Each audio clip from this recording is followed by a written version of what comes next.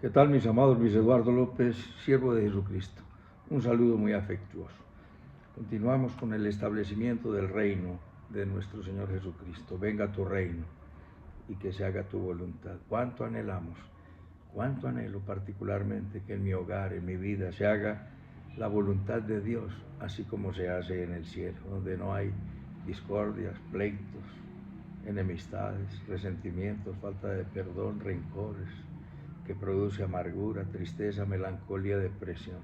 ¿Por qué viene la depresión? ¿Por qué viene la tristeza? ¿Por qué viene la angustia? Porque el pecado paga muy mal, ¿sí? Y lo que el hombre siembre, eso cosecha. Venga tu reino y hágase tu voluntad. Ahora el reino de Dios debe venir sobre todo aquel que invoque su nombre. Viene indiscutiblemente. Todo el que invoque el nombre del Señor será salvo. El nombre del Señor Jesucristo. No otro nombre, es el nombre de Jesucristo, porque en ningún otro hay salvación. Hechos 4:12. Y vamos en ese establecimiento del reino. Vimos que se acercan tiempos, estamos muy cercanos a los tiempos finales, el nuevo orden mundial se está acercando a pasos agigantados. Nada que temer, porque el mundo va de mal en peor, como lo dice Pablo, escribiéndole a Timoteo en el capítulo 3. Debes saber esto, que en los postreros tiempos habrá tiempos peligrosos. Y dice que el hombre será implacable más que cualquier cosa. Pero gracias a Dios que el hombre no es Dios, porque el hombre es implacable y Dios es grande en misericordia, aunque Dios no puede ser burlado. Debes venir en arrepentimiento, por eso la palabra es predicada en todos los rincones de la tierra. Venga tu reino. Entonces, antes de Dios derramar su ira, saca a sus embajadores de la tierra. ¿Cuáles son los embajadores de Cristo? Cada cristiano, cada ser humano que invoca el nombre del Señor y proclama la salvación que es en Cristo Jesús. Yo soy el camino y la verdad y la vida. Nadie viene al Padre sino por mí. Y Dios va a derramar su ira, porque la gente irá de mal en peor y está yendo de mal en peor. Entonces, dice la Escritura, Pablo dice que os celo con celo de Dios porque os he desposado con una virgen pura, y esa pureza la derivamos de nuestro Señor Jesucristo, que nos lava de nuestros pecados con su sangre preciosa. Si confesamos nuestros pecados, Él es fiel y justo para perdonar nuestros pecados y limpiarnos de toda maldad. Ese tiempo en el que el Señor va a derramar su ira está en la Biblia llamado como la gran tribulación. Es la semana 70 de Daniel, profetizada 600 años antes de nuestro Señor Jesucristo, donde se anuncia aún la fecha de la muerte de nuestro Señor Jesucristo 600 años antes de Cristo. Como el pueblo lo rechazó, Jesucristo regresa a su lugar y desde allá está esperando, se abre, porque se viene el cumplimiento de lo que dice en Deuteronomio 32:21, os haré sentir celos con un pueblo que no es mi pueblo. Isaías 65, fui hallado de los que no me buscaban, de los que no preguntaban por mí. Entonces, como el pueblo de Dios rechazó a nuestro Señor Jesucristo, fue puesto a un lado el pueblo de Israel, y Dios levantó otro pueblo llamado la Iglesia, compuesto por gente de toda tribu, lengua, linaje y nación. ¿Para qué? Para que proclamemos la grandeza de nuestro Dios. Sois real sacerdocio, nación santa, pueblo adquirido, linaje santo, para anunciar las virtudes de aquel que nos llamó de las tinieblas a su luz admirable. Fuimos todos llamados de las tinieblas, porque, como lo dice el apóstol Pablo, y cada uno debe reconocerlo, andábamos en malos pasos hasta que Cristo toca la puerta de nuestro corazón y somos trasladados de las tinieblas a su luz admirable. Y viene el tiempo antes de que Dios derrame su ira, saca a sus embajadores de la tierra.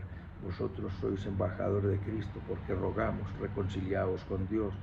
Y cuando la iglesia parte al cielo, ya lo explicaremos cuando venga el tiempo de hablar de las bodas, cómo eran las bodas. Y así como era la boda, Dios lo anuncia en su palabra. Se hacía un pacto entre los padres de los contrayentes se firmaba un contrato, se tomaba un odre de vino y el hijo decía, voy a la casa de mi padre a preparar lugar para vosotros, para que donde yo esté, estéis también vosotros, y volveré. Si no fuera así, no os lo hubiera dicho. Juan capítulo 14. El Señor se desposó con la iglesia, que es su novia, y se fue y está preparando lugar para nosotros. Viene el tiempo en que saca a su novia de la tierra, porque no va a permitir que la novia pase por la gran tribulación, como lo vimos, la esperanza bienaventurada y la manifestación gloriosa. ¿No sería una esperanza bienaventurada saber que Dios va a derramar, caerá una estrella, caerá una montaña sobre los mares, sobre los ríos, y el agua se convertirá en sangre, donde saldrán unos escorpiones de debajo de la tierra y aguijonearán a la gente por 5 meses, y la gente buscará la muerte y no la hallará? La gran tribulación no es una esperanza bienaventurada si hemos de pasar por esa gran tribulación. Por eso es que estamos esperando la esperanza bienaventurada. ¿Cuál es la esperanza bienaventurada? Que esperamos a Cristo, que desciende del cielo en los aires, y allí nos encontramos con Él y nos saca de la gran tribulación, y vamos al tribunal de Cristo y después a las bodas del Cordero. Explicaremos esto vez tras vez para que vamos aprendiéndolo, porque nos dice en Romanos capítulo 14, versículo 10, pero tú, ¿por qué juzgas a tu hermano? O tú también, ¿por qué menosprecias a tu hermano? Porque todos compareceremos ante el tribunal de Cristo. El tribunal de Cristo. Hay varios juicios. El tribunal en la cruz del Calvario, donde fuimos juzgados todos los creyentes. Cada ser humano que viene a Cristo regresa 2000 años atrás y es juzgado allí. Por eso decimos, como dice el apóstol San Pablo en Efesios 2:20, Gálatas 2:20, con Cristo estoy juntamente crucificado, ya no vivo yo, Cristo vive en mí. Entonces, como ya no vivo yo y Cristo vive en mí, he de vivir como Cristo vivió. El segundo tribunal es el tribunal de Cristo. Después del rapto, la novia va al cielo y es juzgada por sus vestiduras, y las vestiduras blancas de lino limpio y fino y resplandeciente, que son las acciones justas de los santos. Entonces la iglesia es juzgada por los invitados. ¿Quiénes son los invitados? Todos los judíos que permanecieron, que permanecen en el cielo, como dijo Juan el Bautista, yo no soy el novio, yo soy el amigo del esposo, ¿sí? Yo no soy el Cristo, yo soy el amigo del esposo, como lo dicen en Juan 3:27, tribunal de Cristo. Luego, en la gran tribulación hay un juicio para el pueblo judío y para los no creyentes, y al regreso de nuestro Señor Jesucristo a la tierra, que regresa con nosotros, nos dice la Escritura que Jesucristo se sentará en su trono de gloria, Mateo 25:31, y apartará las ovejas de los cabritos. Habrá el juicio a las naciones, y finalmente, 1000 años después del regreso de nuestro Señor Jesucristo, será el tribunal del gran trono blanco. ¿Pero qué es el tribunal de Cristo? Esto va a ser sencillamente un abrebocas, lo dice en Romanos 14:10, no juzguemos absolutamente a nadie, porque todos compareceremos ante el tribunal de Cristo, como también lo dice en 2 Corintios 5:10, porque es necesario que todos nosotros comparezcamos ante el tribunal de Cristo, para que cada uno reciba según lo que haya hecho mientras estaba en el cuerpo, sea bueno o sea malo. Y ese tribunal de Cristo, como en los tribunales deportivos de los griegos, para entregar los galardones, había una tribuna, y ese ya era llamado el tribunal de los galardones o de los premios, y se le ponía la corona de laurel al ganador, y era la palabra bema o bima, ¿sí? El tribunal donde se entregaban los galardones. Nosotros compareceremos ante el tribunal de Cristo, donde recibiremos coronas y galardones, que los veremos la semana próxima, Dios mediante, pero no será un juicio para salvación o para condenación, porque ya nosotros fuimos juzgados en la cruz del Calvario, y en la cruz del Calvario el Señor derramó su sangre para perdonar nuestros pecados. Si tú aceptas el perdón de los pecados por la sangre de nuestro Señor Jesucristo derramada en la cruz del Calvario, por la muerte sustituta de nuestro Señor y Salvador Jesucristo, Él murió en nuestro lugar. Y muchos creen en Él, pero no se entregan a Él, creen en otro Dios, adoran a otro Dios, entonces creen en todo, que todas las fórmulas para llegar al cielo son válidas, y no todos los caminos llegan a Dios. Jesucristo, Proverbios 14:12 dice: hay camino que al hombre parece derecho, pero su fin es camino de muerte, su final es de muerte. Todos compareceremos ante el tribunal de Cristo para que cada uno reciba lo que haya hecho mientras estaba en el cuerpo, sea bueno o sea malo. Nos describe este tribunal, porque ¿quién será el juez? Nos dice que el Padre a nadie juzga. En Juan 5:21 dice que Dios, como Dios da vida a los muertos, así también concedió al Hijo dar vida a los muertos, al que quiere. ¿Sí? Y nosotros estábamos muertos en nuestros delitos y pecados, y Él nos dio vida juntamente con Cristo y nos hizo sentar en lugares celestiales. Cuando venimos a Cristo, morimos, pero morimos al pecado. El pecado no se enseñoreará más de nosotros. Por eso anhelamos ser revestidos de santidad, revestidos de Cristo, revestidos de amor, que es el vínculo perfecto. Todo el que ha sido bautizado en Cristo Jesús, de Cristo, está revestido, y empezamos a odiar el pecado, porque Dios despierta a nosotros una sensibilidad, por un anhelo por la santidad, que es la integridad, la virtud, la verdad, la pureza, la rectitud, revestidos para vivir para buenas obras, porque somos hechura suya para buenas obras. ¿Cuándo somos hechura suya? Cuando le entregamos la vida a Cristo. Hay una nueva creación. El que está en Cristo es una nueva creación. Es una creación donde se nos cambia la naturaleza carnal a la naturaleza espiritual. Y las buenas obras Dios las preparó de antemano para que anduviésemos en ellas, porque el Padre a nadie juzga, sino que todo juicio lo dio al Hijo, para que todos honren al Hijo como honran al Padre. El que no honra al Hijo no honra al Padre que le envió, como lo dice en el Salmo 2:12, para que honren al Hijo como honran al Padre.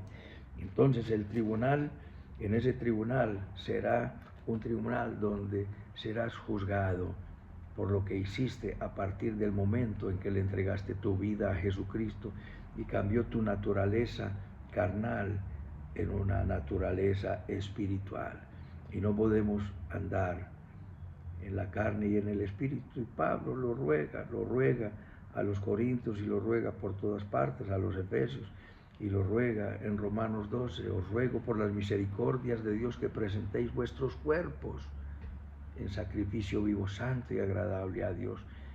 Es tu cuerpo el que tienes que presentar a Dios, para que los deseos y las obras de la carne vayan apagándose y vayan muriendo, que son las obras pecaminosas, como el orgullo, la vanidad, la prepotencia, la arrogancia, la altivez, la altanería, la grosería, celos, pleitos, contienda, codicia, avaricia, malos deseos, pasiones desordenadas y todo tipo de pecado, para que amemos la virtud y anhelemos el fruto del Espíritu Santo, que es una obra de Dios en nuestros corazones, para que reflejemos el amor de nuestro Señor Jesucristo. Y cada uno recibirá lo que haya hecho. Nos habla de este tribunal de Cristo Romanos 14:10, 2 de Corintios 5:10, nos habla 1 de Corintios 3:10 al 15, y lo vendremos sobre este tribunal la semana próxima, porque el tiempo es corto. Solo lo mencionamos, ¿sí? Porque dice: conforme a la gracia de Dios que me ha sido dada, yo como perito arquitecto puse el fundamento y otro edifica encima, pero cada uno mire cómo sobre edifica. Es claro que hay un solo fundamento. ¿Cuál es el fundamento? nuestro Señor Jesucristo. ¿Cuál es la roca? Nuestro Señor Jesucristo. El fundamento sobre el cual nuestra vida ha de ser edificada es Jesucristo. Por eso lo dice en Mateo 7:24. Me llamas Señor y no haces lo que digo. El que me llama Señor y no hace lo que yo digo, lo comparo con el que edificó la casa sobre la arena.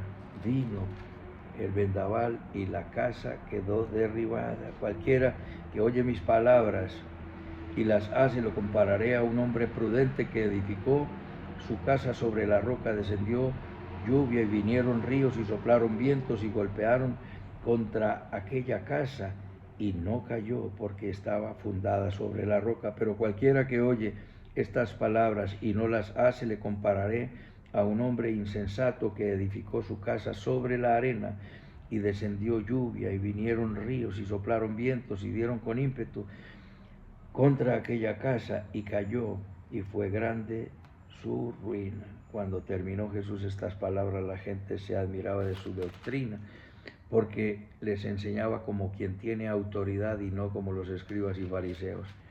Y les dice, los escribas y fariseos se sentaron en la cátedra de Moisés. Hagan como dicen, porque ellos dicen bien, pero no hagan como hacen, porque ellos no hacen mal.